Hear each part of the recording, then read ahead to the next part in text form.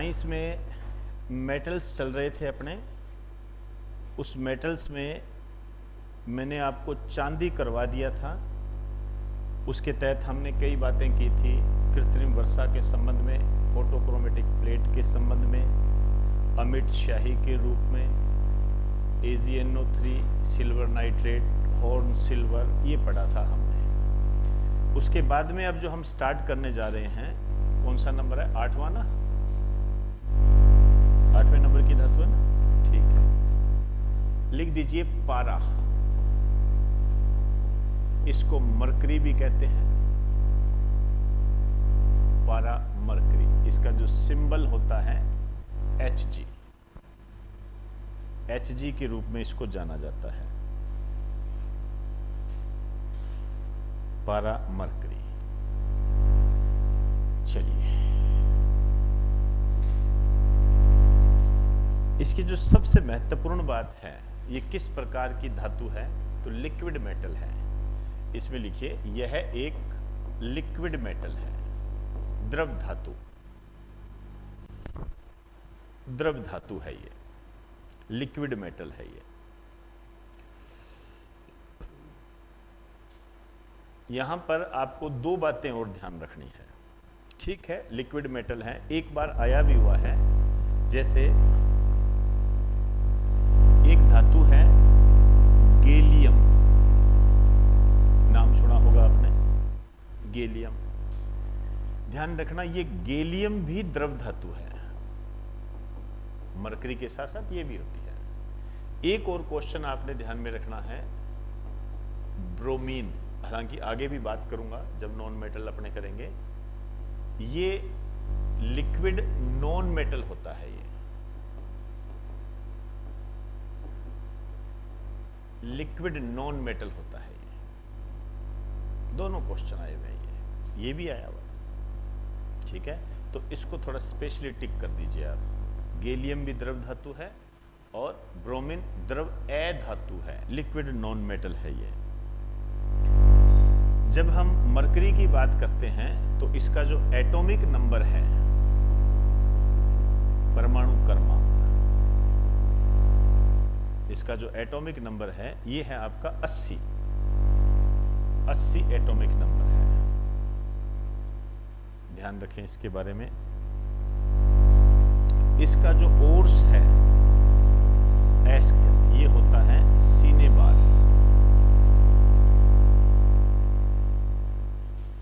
बार इसका एस्क है। एक तरीके से केलोमाइन होता है, उसको भी आप कह सकते हो, लेकिन मेरे हिसाब से सीने बार सफिशिएंट है आपके लिए, ज़्यादा इसको करने की कोई ज़रूरत नहीं है। ठीक है ना? चलिए नेक्स्ट लिखिए, इसका डेंसिटी, घनत्व, ये इस धातु के संबंध में थोड़े पूछे जाते हैं। इसकी डेंसिटी होती है 13.6 ग्राम प्रति सेंटीमीटर क्यूब, 13.6 ग्राम प्रति सेंटीमीटर क्यूब इसकी डेंसिटी होती है। ये डेंसिटी वगैरह इसमें पूछे जाते हैं, ध्यान रखें। अब इसमें क्या होता है, कुछ इस तरीके से भी क्वेश्चन मैंने देखे हैं कि मेल्टिंग पॉइंट हो गया, बॉइलिंग पॉइंट हो गया, इसके बारे में भी आपको इसकी जानकारी होनी चाहिए। मेल्टिंग पॉइंट का मतलब क्या होता है? गलनांक, ये पता होना चाहिए। एक होता है बॉइलिंग पॉइंट, इसको बोलते हैं क्वथनांक। इसका गलनांक, क्वथनांक, ये आपको पता होना चाहिए। तो इसका गलनांक जो होता है ये होता है 38.89 डिग्री सेंटीग्रेड, -38, ध्यान रखना, -38.89 डिग्री सेंटीग्रेड होता है। और जो इसका जो क्वथनांक होता है ये होता है 356.58 डिग्री सेंटीग्रेड। ये दोनों क्वेश्चन आपसे पूछे जाते हैं, गलनांक, क्वथनांक पूछा जाता है ये। अब यदि आप इसके प्रयोग की बात करोगे तो थर्मामीटर वगैरह आप इस्तेमाल करते ही हो, तो इसका इस्तेमाल होता है थर्मामीटर व बैरोमीटर में।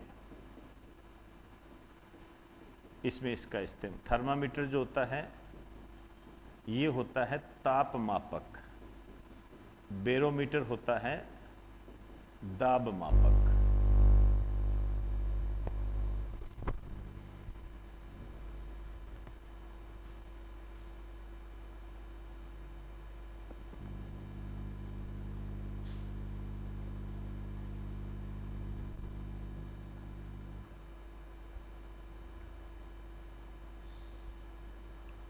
चले, आइए अब इसकी कुछ विशेष बातें करेंगे हम।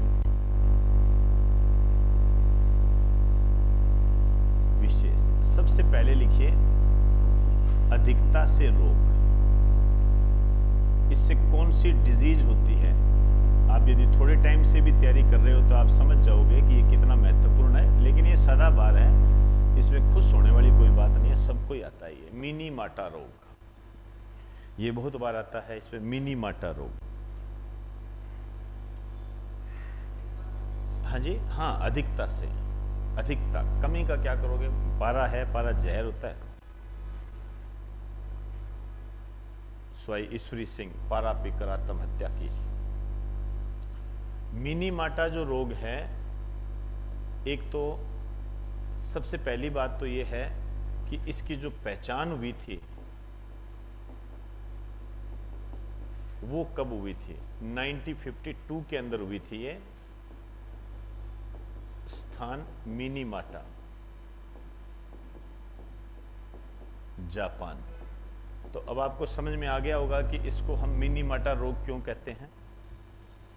मिनी माटा जापान में इसकी पहचान हुई थी, इस कारण से इसको ये बोलते हैं। अब देखिए, यहाँ जापान है, हिंद महासागर से वो क्षेत्र घिरा हुआ है, तो वहाँ का जो खान पान है वो मछली पर निर्भर करता है। तो मछली के अंदर पोल्यूशन से पारा चला गया, उस मछली को जब खाया तो जापान के लोगों को ये रोग होया। तो इसमें लिख दीजिए,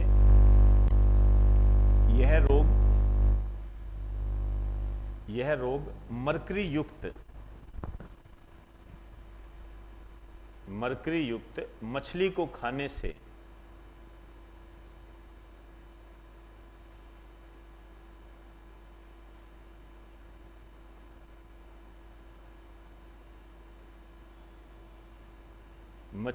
खाने से हुआ।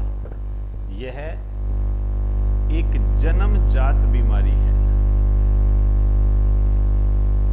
मतलब ऐसा नहीं है बाद में वह धीरे धीरे ये आगे से आगे चलती गई, जन्मजात बीमारी है ये, ठीक है ना। जन्मजात बीमारी का मतलब आप ऐसे समझ सकते हो, जैसे मान लीजिए किसी के कोई बच्चा पैदा हुआ, उसकी एक अंगुली नहीं है, ठीक है। अब वो अंगुली किसी ने तोड़ी तो है नहीं उसकी, ठीक है, लेकिन वो उसके रोग आ गया, जन्मजात आगे चला गया, ये इसको बोलते हैं ये। और जब रोग होते हैं इसमें एक क्वेश्चन बनता है, इससे कौन सा अंग प्रभावित होता है। इससे जो अंग प्रभावित हुआ, नर्वस सिस्टम, हिंदी में लिखना चाहो तंत्रिका तंत्र प्रभावित होता है। हाथ व पैर की जो मसल्स होती है इनमें कंपन होने लगता है, इस प्रकार की इसके अंदर लक्षण पैदा होते हैं। बस आप नॉर्मल इसको ध्यान रखिए, ज़्यादा चाहे इसको मत रखो, ऐसा कुछ भी नहीं है। आइए, दूसरी जो इसकी विशेषता है,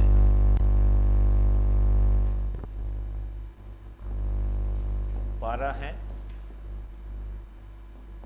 इसमें चर्बी को मिलाया। चर्बी आप समझते ही हो, चर्बी को मिलाकर हमने हिलाया तो फिर भूरे रंग का चूर्ण बना।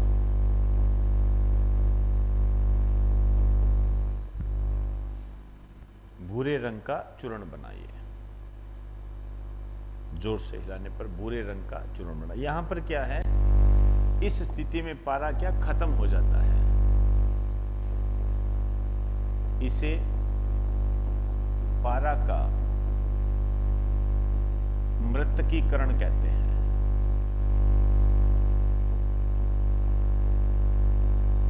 पारा का मृतकीकरण, डेडिंग ऑफ मरकरी, इंग्लिश में लिखना चाहो तो डेडिंग ऑफ मरकरी। आप ये भी कह सकते हो पारे का मरना, ठीक है ना, ये इतना इंपॉर्टेंट नहीं है, लेकिन ये जो लगाने जा रहा हूं, वैसे तो पूरा पारा इंपॉर्टेंट है, लेकिन ये सबसे ज्यादा इंपॉर्टेंट है। अब देखिए, यदि ये जो पारा है, मरकरी है, इसकी क्रिया यदि आप किसी भी मेटल से करवाओगे, धातु से करवाओगे, तो अमलगम बनेगा। अमलगम इंग्लिश का ही वर्ड है, ध्यान रखिए, AMULGM, अमलगम, अमलगम बनता है ये। तो एक क्वेश्चन तो ये बनता है, क्या होगा जब पारा धातु के साथ क्रिया करता है, अमलगम। इसमें इस रूप में भी पूछा जाता है कि अमलगम कौन सा धातु बनाता है, पारा बनाता है। ठीक, अब इसका जो अपवाद, धातुएं तो बहुत सारी है, लोहा है, सिल्वर है, लेकिन इसका जो एक्सेप्शनल केस है वो है लोहा। लोहा अपवाद, मतलब लोहे के साथ क्या है, ये अमलगम नहीं बनाता है। कहने का मतलब ये है, तो पूछ लिया जाता है, निम्न में से किस धातु के साथ पारा अमलगम नहीं बनाता है, ऐसे पूछा जाता है, लोहा। इसको ऐसे भी पूछते हैं कि क्या कारण है कि पारे को लोहे के बर्तन में रखा जाता है। भाई, लोहे के बर्तन में क्यों रखा जाता है, क्योंकि पारा लोहे के साथ क्या है, अमलगम नहीं बनाता है। तो इसमें लिख दीजिए एक लाइन, इसी कारण से पारे को लोहे के बर्तन में रखा जाता है।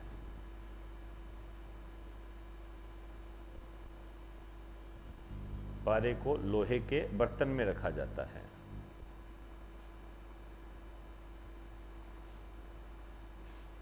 लोहे के बर्तन में रखा जाता है।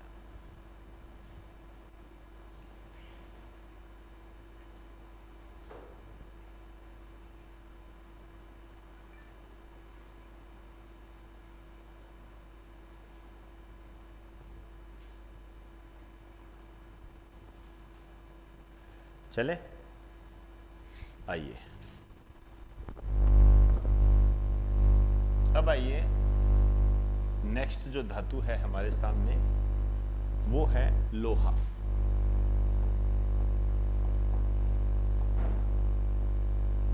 लोहा, Fe, लोहा, Fe।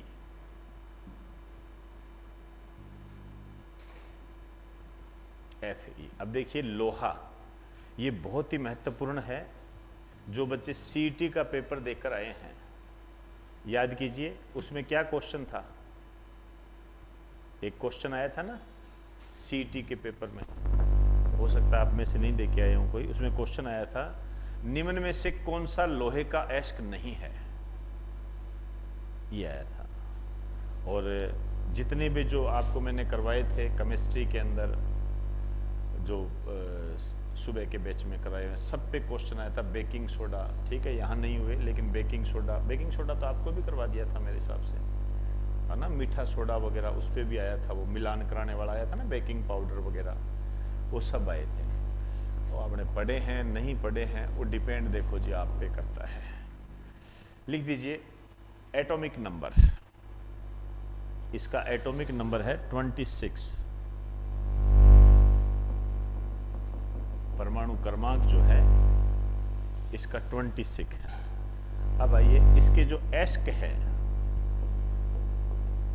एस्क मतलब ओर्स, मैग्नेटाइट, मैग्नेटाइट ये भी था उसके अंदर ऑप्शन में, हाँ जी, ओर्स मैं लिख देता हूं। ओर्स मतलब पूरी धातु स्वतंत्र नहीं होती है, जैसे मान लीजिए ये है, अब इसमें लोहा भी है, इसमें एल्यूमिनियम भी है, इसमें चांदी भी है, पता नहीं थोड़ी थोड़ी मात्रा में क्या, इससे लोहा निकालते हैं ये, तो फिर लोहे का एस्क ये हो गया।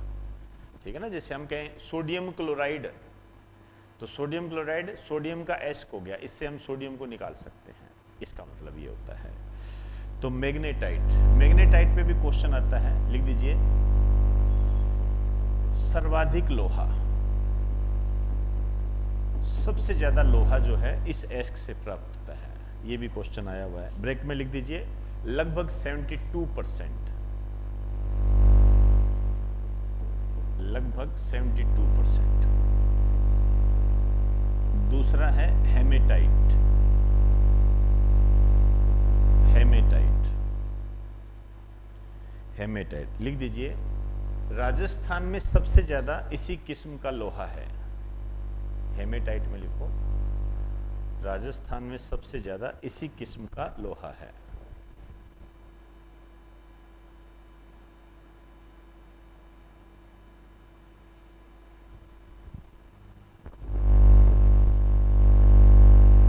सीडेराइट,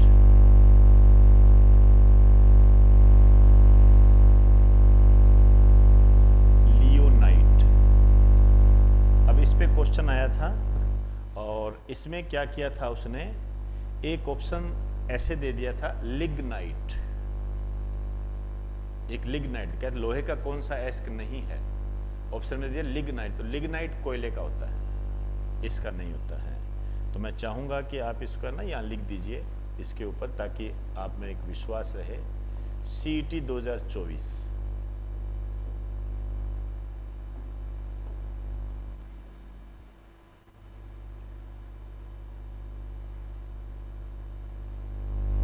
अब इसके सोर्सेज क्या है?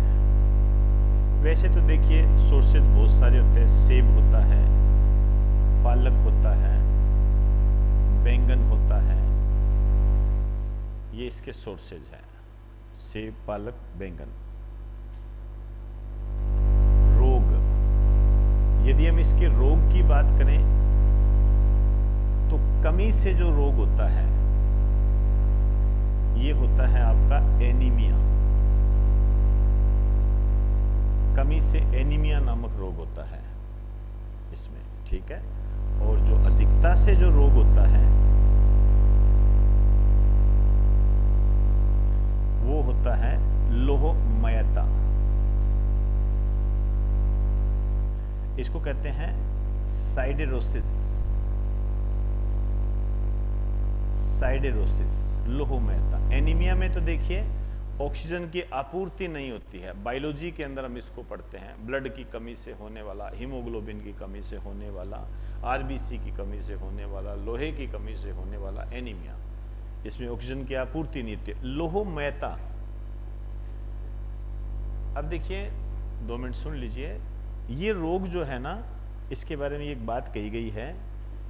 अफ्रीका में एक जनजाति पाई जाती है, जो अफ्रीका कॉन्टिनेंट है ना उसमें, बांटू, ठीक है ना, इसको बंटू भी बोल देते हैं, ठीक है ना, प्रोनाउंसिएशन है ये। तो बांटू जनजाति पाई जाती है, ट्राइबल एरिया पाई जाती है, इनमें यह रोग ज्यादा है। तो ये जो रोग है, ये जो रोग इनमें होता है, उसका कारण ये बताया गया, लोहे के बर्तन में बियर पीने के कारण होता है ये, ठीक है, ये है। अब आप कहोगे सर तो फिर ना पिए, तो ये तो आपको भी कहा जाता है ना कि पढ़ लो भाई, नौकरी नहीं लगोगे तो दर्दनाक जीवन है, बताया जाता है ना, तो आप कहाँ पढ़ते हैं? तो ये होता है। तो इसमें लिख दीजिए, लोहमयता में लिखो, लिखिए, यह रोग मुख्य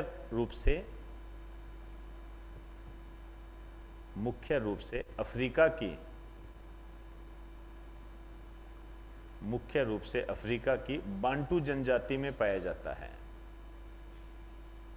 बांटू जनजाति में पाया जाता है।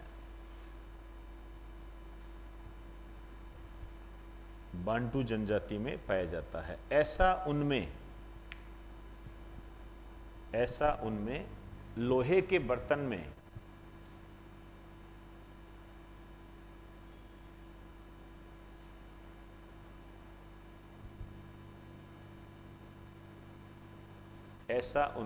लोहे के बर्तन में बियर पीने के कारण होता है।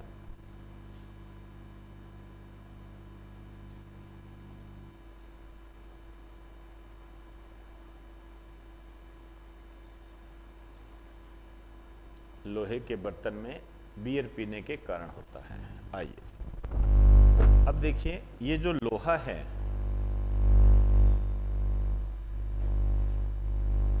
ये 2 प्रकार का होता है। 2 प्रकार का होता है। कौन कौन से?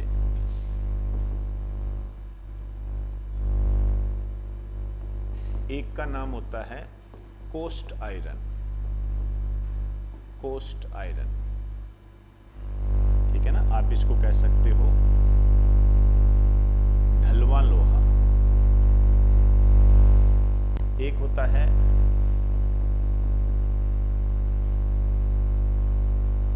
रोट आयरन, इसको कहते हैं पिटवा लोहा। Cast iron, wrought iron, wrought iron, ये है। अब इसमें देखिए सबसे पहली बात तो कॉम्पोजिशन क्या होता है। कॉम्पोजिशन, संगठन क्या ज्यादा पाया जाता है, ये थोड़ा सा आपको ध्यान देना है। इसमें जो लोहा होता है ये जो पाया जाता है 92 से 94% तक होता है ये लोहा। मतलब इसमें लोहा क्या होता है, ज्यादा होता है। और इसमें जो लोहा होता है ये होता है 98 से 99%, 98 से 99% होता है। इसमें जो कार्बन होता है ये 2 से 4% होता है। कार्बन, कार्बन 2 से 4% होता है। इसमें जो कार्बन होता है वो 0.1 से 0.25% तक होता है। तो आप समझ सकते हो कि इसमें लोहा कम होता है, उसमें लोहा ज़्यादा होता है। इसमें कार्बन ज़्यादा होता है, उसमें कार्बन कम होता है। थोड़ा सा ये चीज़ें ऐसे है, मैंने एग्जाम में देखी है, ये इस तरीके से बने। पिटवा लोहा में कितना लोहा होता है तो वो 92, 91 ऐसे अपने हिसाब से ऑप्शन देता है वो। तो आप समझ जाओगे कि इन दोनों के बीच में से है ये। तो मुझे आप बताइए इसमें से घटिया लोहा कौन सा है, चीप कौन सा है? हाँ भाई, जिसमें लोहा कम है वही घटिया है।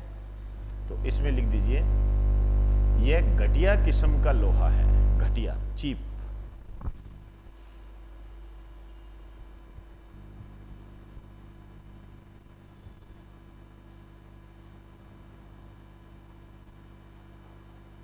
उसमें लिख दो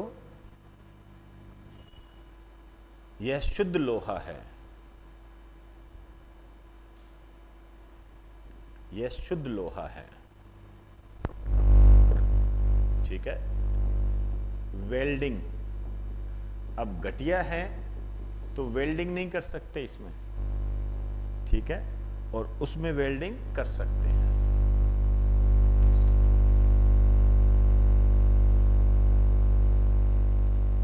वेल्डिंग कर सकते हैं।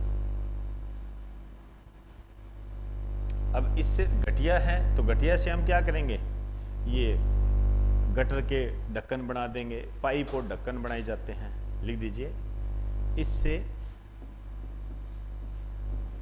पाइप व ढक्कन बनाए जाते हैं। इसमें लिखो इससे रेल के कोच, विद्युत चुंबक,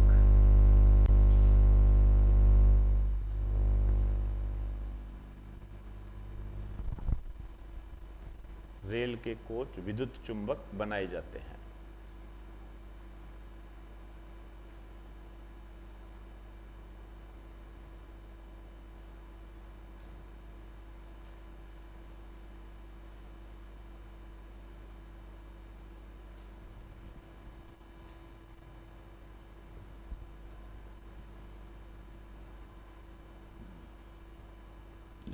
चलें, आइए। एक ये तो हो गया, लेकिन आपने लोहे के प्रकार में नहीं है तो अन्य रूप में कहीं न कहीं आपने स्टील का नाम जरूर सुना होगा, ठीक है ना। तो लोहे के अंदर ही है, एक नए रूप में हेडिंग डाल दीजिए इस्पात। इस्पात मतलब स्टील।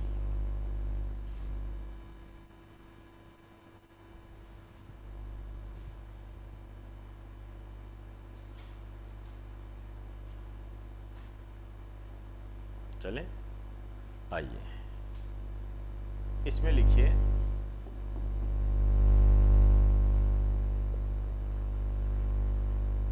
लोहे को कठोर बनाने के लिए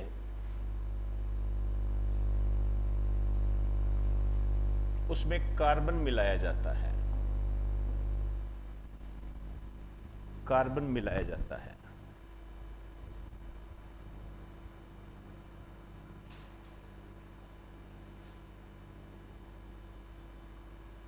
कार्बन मिलाया जाता है, ठीक है। अब देखिए कई चीजें हैं इसके अंदर, इसको ट्रीटमेंट किया जाता है, हीट ट्रीटमेंट ऑफ स्टील।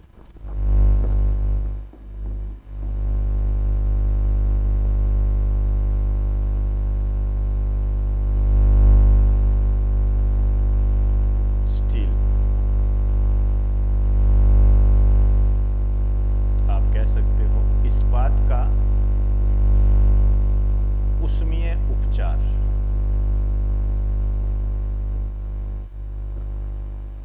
इस्पात का उष्मीय उपचार, कई शब्द है, जैसे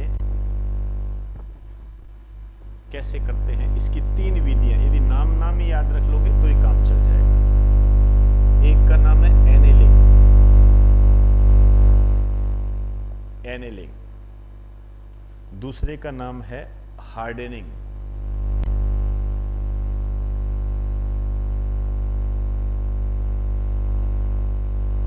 एनेलिंग, हार्डनिंग। चौथे का नाम है टेम्परिंग,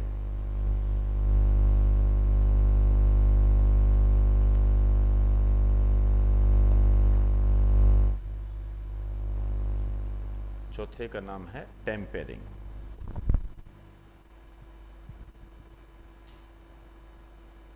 चलें, नॉर्मल सी बात ध्यान रखनी है, लिखिए इसमें लिखो, इसमें स्टील को, इसमें गरम स्टील को, ऐसे लिखिए,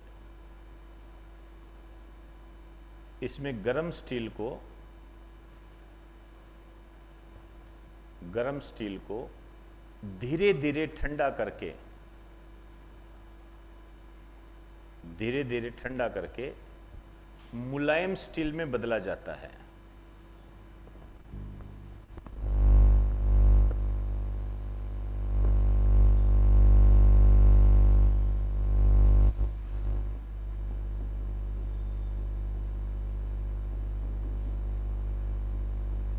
आप चाहो तो ऐसा भी कर सकते हो, धीरे धीरे ठंडा करके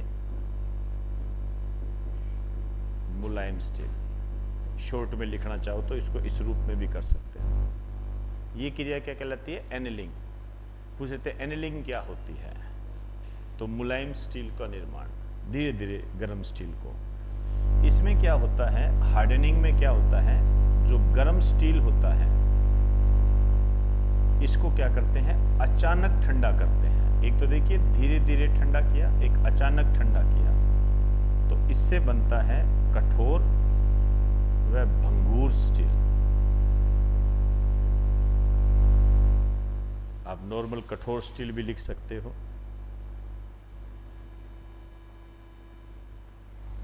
अब इसमें क्या है, इसके आगे की प्रक्रिया है एंड हार्डनिंग के बाद, जैसे कठोर व भंगूर स्टील है, इसको यदि आप वापस गर्म करोगे तो ये गर्म स्टील में बदल जाएगा, ठीक है। लेकिन कौन से स्टील को गर्म करोगे, जो कठोर और भंगूर है।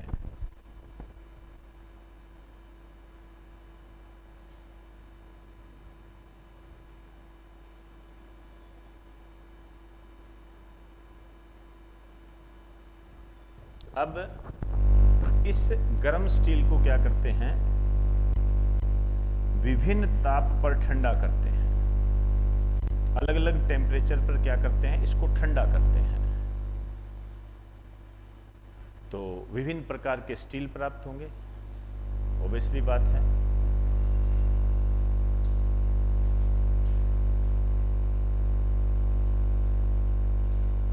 ये प्राप्त होंगे, अलग अलग वेरियस टाइप ऑफ स्टील ये प्राप्त होंगे, ठीक है। आगे लिखना चाहो तो लिख दीजिए, विभिन्न ताप के विभिन्न प्रकार के स्टील जिनकी कठोरता और भंगुरता अलग अलग होगी, जिनकी कठोरता और भंगुरता अलग अलग होगी, विभिन्न ताप पर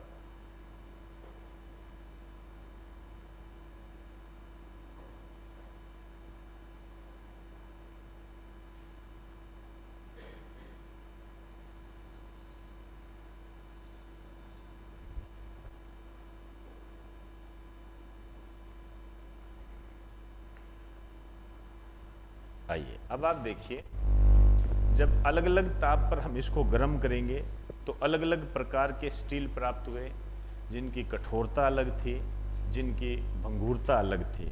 इसके नीचे लिखना है, 2 मिनट रुक जाइए, मेरी बात को समझ लेना। इससे क्या होगा, ऑब्वियसली बात है, टेम्परेचर से रंग में परिवर्तन होता है।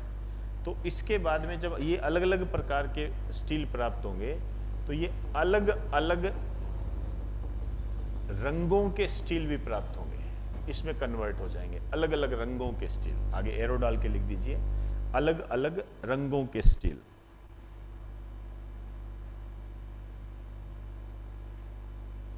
अलग अलग रंगों के स्टील, जैसे ब्लू स्टील,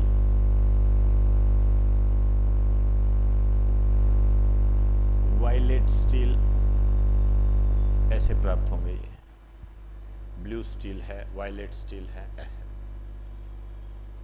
क्लियर? चलिए जी, इसके आगे की बात कल करेंगे।